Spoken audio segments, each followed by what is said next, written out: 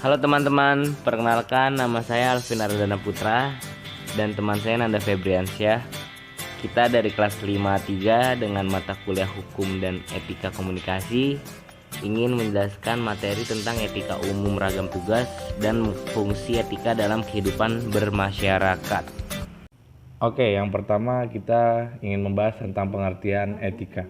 Etika merupakan suatu ilmu yang mempelajari tentang adat istiadat serta membahas perbuatan baik dan buruk di dalam kehidupan manusia sejauh yang dapat dipahami oleh pikiran manusia yang mencakup tata sikap, tata tutur, dan tata pikir.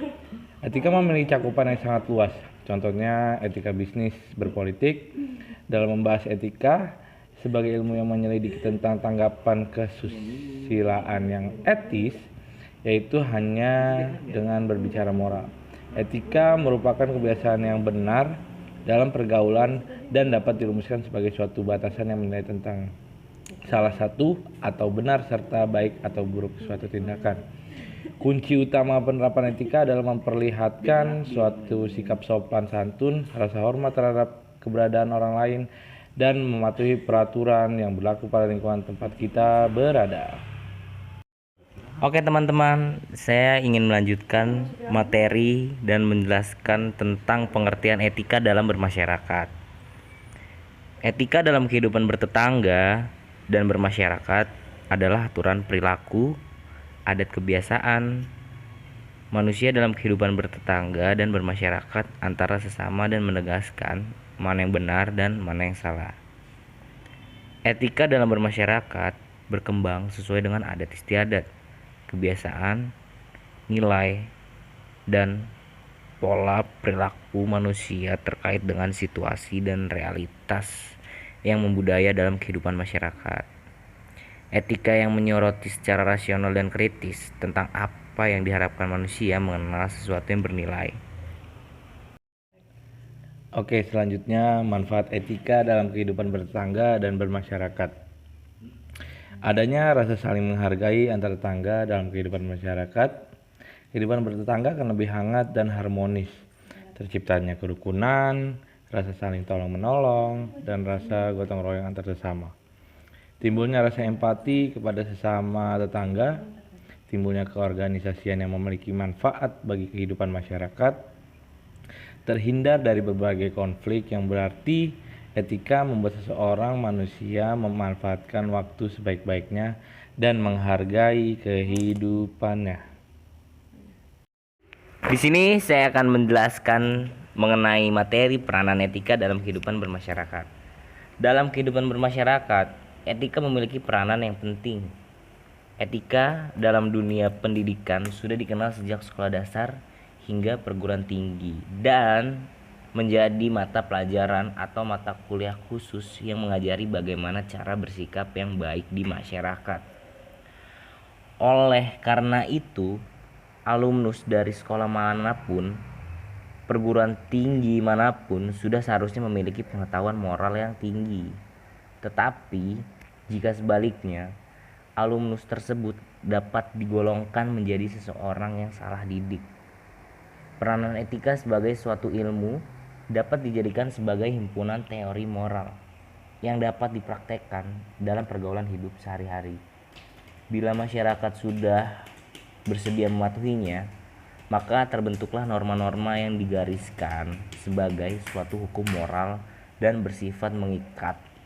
Dan etika dapat menjadi unsur pembantu dalam ilmu-ilmu sosial lainnya, terutama pada ilmu hukum dengan objek utamanya yaitu manusia.